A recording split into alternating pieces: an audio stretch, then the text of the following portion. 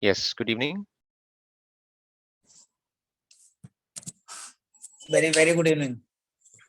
Yes. How are you doing, Dr. Kiran? I'm doing good. How are you? Yes, I'm fine too. Thank you for asking.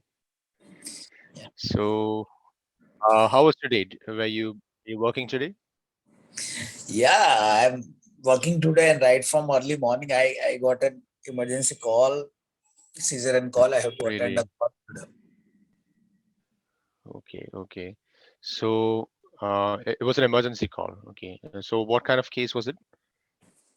There was an emergency cesarean section. Do you know what is C-section, cesarean section? Yes, I know C-section. Yes. So there was a breech presentation. Most of the time, Mm-hmm. newborn baby, when a birth takes place, Hmm. usually the skull comes first. In Oh, this case, the baby was inverted, so the feet were there down near the okay. mouth of the uterus. So it's little risky condition, and sometime obstetrician do cesarean C-section to get the baby out from the abdomen rather than taking a chance to deliver the baby from vaginal route. So Okay. every birth is an emergency situation. That's what we have been Mm-hmm. taught and we believe. And Mm-hmm. so most of the cesarean section are done with prior information to the pediatrician. And nowadays it is a must. It is a compulsion that every operation theater should have a pediatrician to Okay. look after that. The transition uh, from the intrauterine life to the arrival in this world becomes very smooth, remains very smooth. Okay. So, I have a few questions prepared. Okay. So, can I ask them? Please go ahead. Please go ahead. Okay. Okay.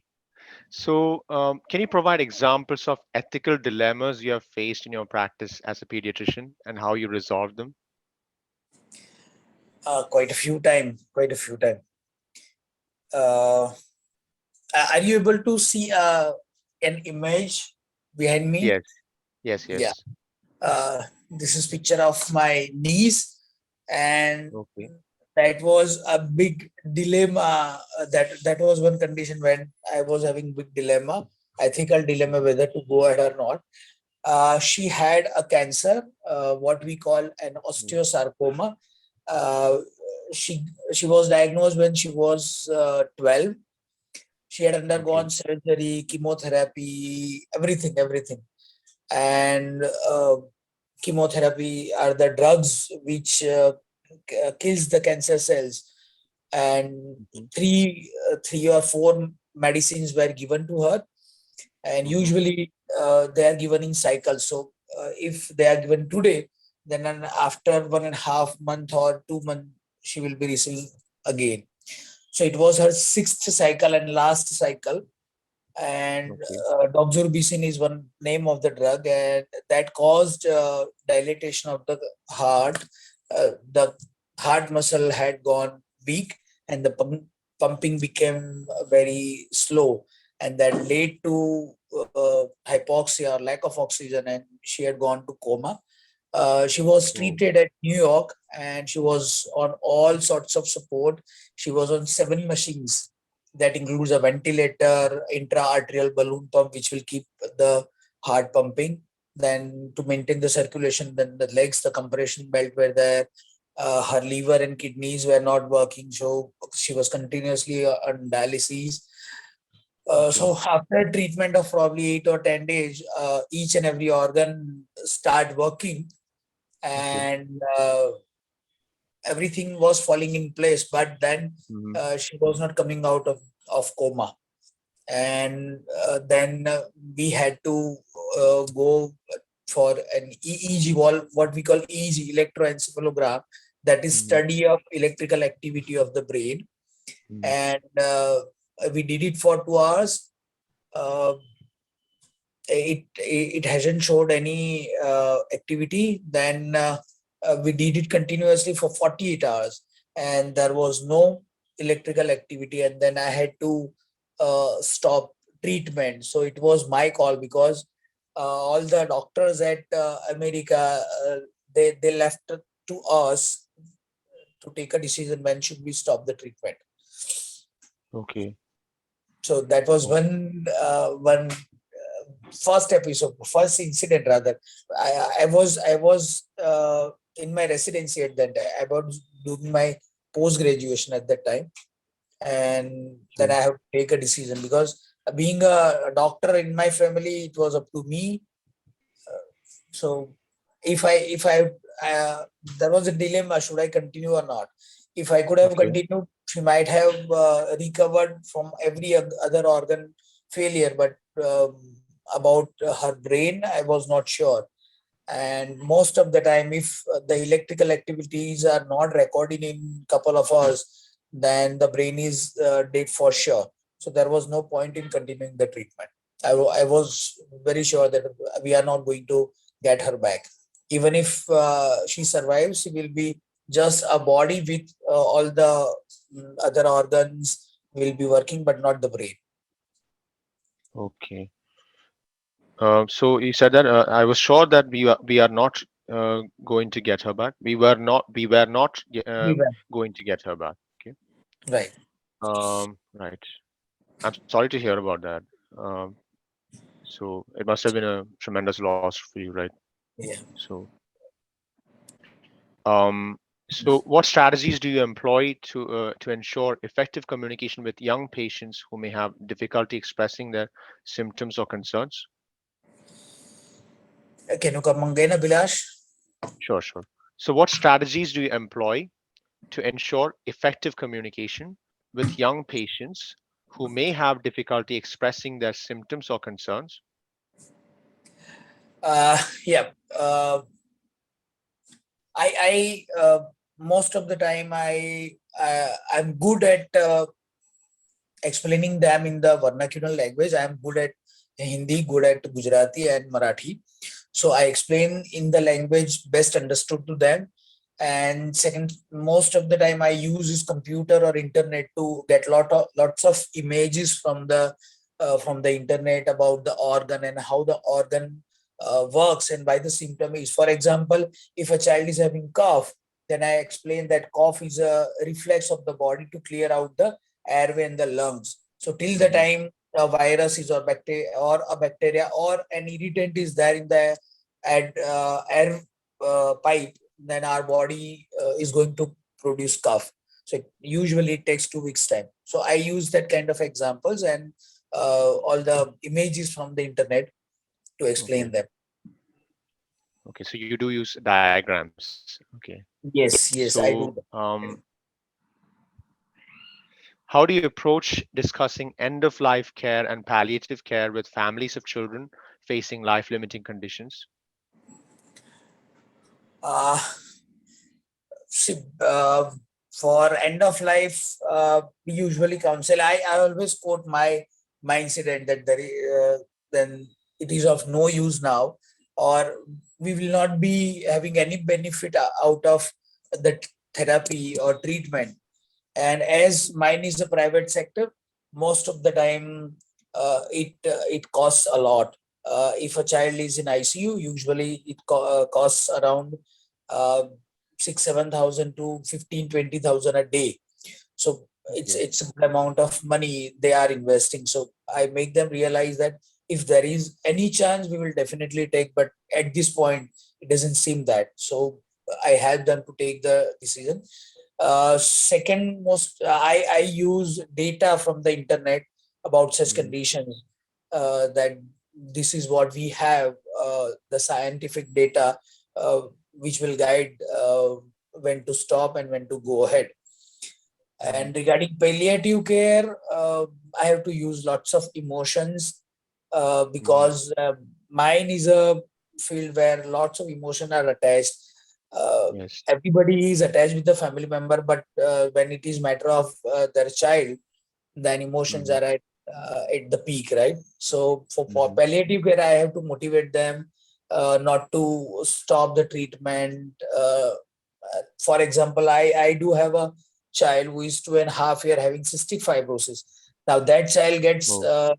pneumonias every now and then. Probably he's getting admitted every month at my place. So Hmm. now it's almost 15 admissions till date, and Mm-hmm. family is troubled by every means, right? They are financially exhausted. Their personal life is also affected, and they are not able to focus on the businesses as well. So last time when they came, they said it is we thought it is end of the road and we are not going to take the treatment. So I have to motivate them that whatever responsibility God has given, we have to fulfill it. Till the time he is with us, we are bound to serve, and I have to motivate them regarding palliative care. Okay. It's our misfortune that it should not happen to any kid, but if at all he is having, we have to accept and go ahead, right? Okay. So, yes, can you share any experiences where you had to advocate for a child's healthcare needs in challenging circumstances? Yes, I had one case. Uh, we call it intestinal lymphangiectasia. That child was brought to me at the age of 8 years, Okay. but and he was labeled to have what we call celiac disease. Celiac Hmm. disease is a condition where the intestines are not able to digest the gluten, or we call Oh. gluten sensitivity. So Mm-hmm. we have to impose lots of restrictions, dietary restriction in that case. For example, he cannot eat wheat, then rye, and lots of other stuff, and the whole family has to eat like that only, because a small kid cannot be given a different menu and the rest of the family member cannot eat differently, right? And he was also the same case where he was in need of repeated hospitalization. Mm-hmm. But then I had gone through, when they brought the case to me. The Mm-hmm. father was crying and he said he's going to commit suicide, because Oh. that child was having problem right from the age of 1 year, and he was brought to me at the age of 8 years. That I had gone through Okay. all the records and I realized that something is missing. I think the Mm-hmm. reports were done previously and they were not conclusive enough to label it as a case of celiac disease. So I referred the Okay. case to Bombay. I helped the family. Um, Okay. there is a consultant at Bombay, a pediatric gastroenterologist. I called him, fixed an appointment, and requested him not to charge, because the family was exhausted financially as well. So he Mm-hmm. helped them. The gastro surgeon at Bombay helped them. I took care of their accommodation. Okay. I arranged logistics and all the stuff over Bombay. And then the Really. child had undergone colonoscopy, see what we call CT angio, and 3 4 other tests. And then he was labeled as a case of intestinal lymphangiectasia, where the only restriction is not to use the oil. He has to use coconut oil all the time. That is the only Okay. restriction. And now he's doing good. But then that that was a time when I had to motivate the family repeatedly. Okay. But I am glad that Mm. the child has grown up very well. Now he's of 16. Okay. He came last week Okay. only. He has passed his 12th, 10th, and he's in 11th right now. Okay. It's actually, very, um, I mean, I'm getting to hear all these touching stories now. Like, Yeah. and I'm hearing about, doctors helping patients financially, like for the first time. Yes. I don't get to hear a lot of stories like that. Oh, So come on. I'm deeply touched. I when I started, my first salary was 12,000 rupee when I started my career in 1998. And right now I am having two hospitals. This hospital is 15 bedded pediatric hospital, and the other hospital is biggest of my area, that is Okay. 108 bedded multi speciality hospital. So I think God Okay. has given me adequate, and I am helping every now and then. Every now and then, whenever any a patient comes to my chamber with the complaint that he do not have money, I leave it to them. Whatever amount of money they want to pay, they can pay and walk out. Okay. I see. Wow. Still there are good doctors in society. I will say more than 50-60% or 60 percentage of doctors in India are still doing really good. They are offering concessions every now and then, but the media is highlighting the darker side of the business. Hmm. Hmm. I think the media highlights the negative section, the negative side of a lot of things, right? That's what Right. happens. Right. So, what measures do you take to address health disparities among different socioeconomic backgrounds and communities? uh, yes. uh, we see there is a gross contrast, right? In middle class and upper class, they have good knowledge about the healthcare, how all the habits and basic measures to maintain good health. But when we have to talk about the lower community, they have Mhm. some misconceptions and they are not good at keeping their health, and that causes repeated illnesses in lower community, and then the poor becomes more poor, right? There Mhm, is a mhm, vicious cycle. So whenever a child is brought to my hospital from a lower community, or from lower middle class, I spend 5-10 minutes with them just to explain how to maintain the health of the baby very well. And I help them to get all the quality health. Like what I said, I offer healthcare at concessional rate. I help them getting vaccinations from government sectors, so that mhm, uh, the child gets all the immunity, good diet. Here there are NGOs as well, which will provide food to the poor people. mhm. I have connection with them, so I direct them and I help them out to maintain good health. Okay. So, how do you stay informed about emerging pediatric medical research and ensure that it informs your clinical practice?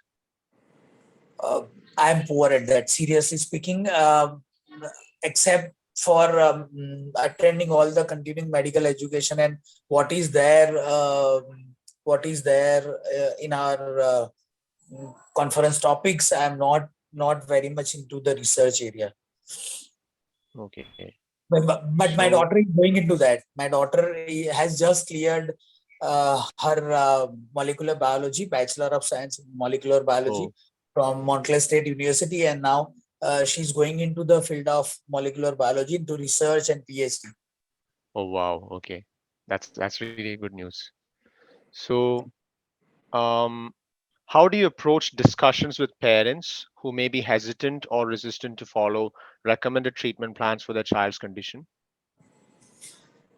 Uh, First and foremost thing is to build up a little bit of good amount of rapport between them, with Mhm, them, and then I go mhm, ahead. I note all the points to be discussed and I explain one by one to them, and mhm, positives and negatives about that. For example, a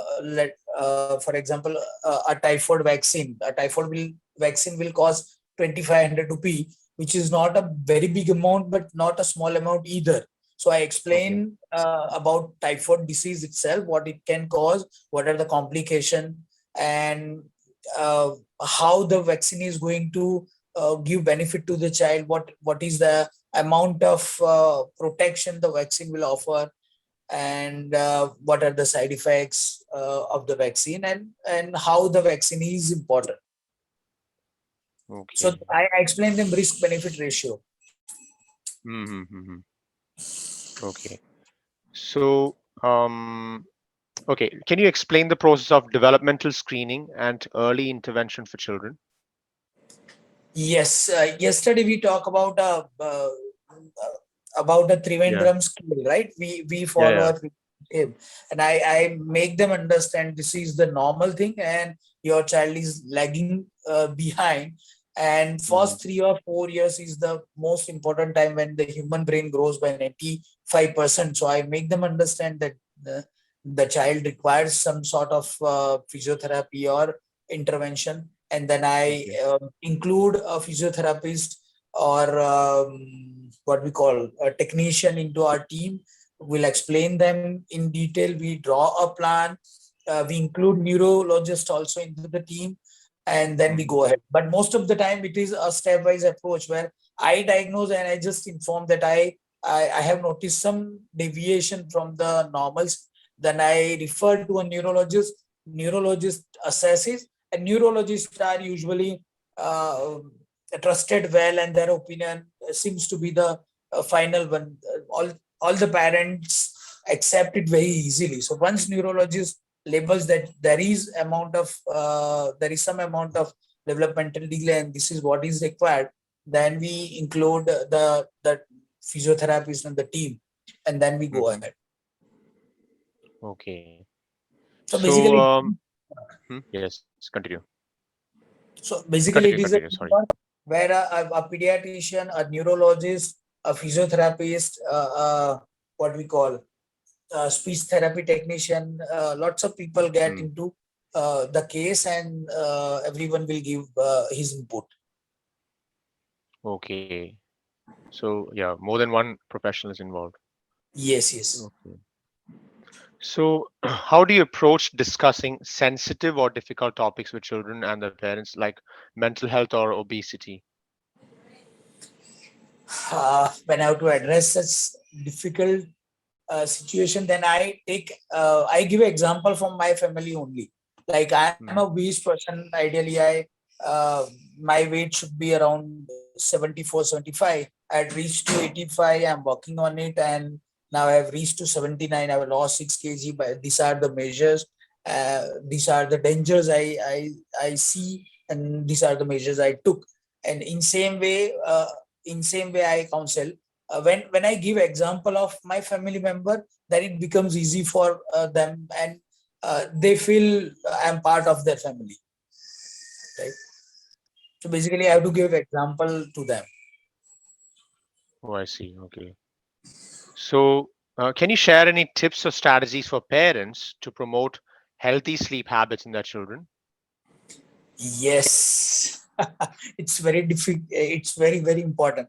One and first and foremost rule I always inform to parents is uh, a child may not do what we say, but child will definitely do what we do. So Hmm. if we will go to bed early, child will definitely go, right? Okay.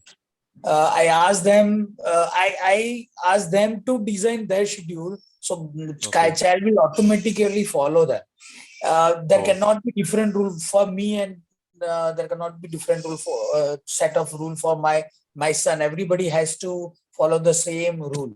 So I ask Hmm. them to form out a policy common to all and follow and to be followed by each and everyone.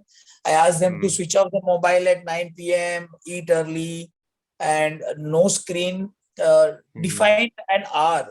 See, you cannot keep a child away from television. You cannot keep a child away from mobile. But what I advise, you have to fix a time slot when Hmm. he can watch TV, he can watch mobile, but Okay. definitely not after a certain time. So switch off your Hmm. mobile, switch off all the screens at 9 p.m. Hmm. Take out some good material to read, and storytelling is one habit I advise them that should be continued. One Okay. tradition of our ancients Uh, or the elders, each family should continue. Storytelling. Yes, definitely. Right. Okay, I think we'll just conclude today's session. So I'll give you a quick feedback. So Dr. Kiran Shah, today also you spoke really well.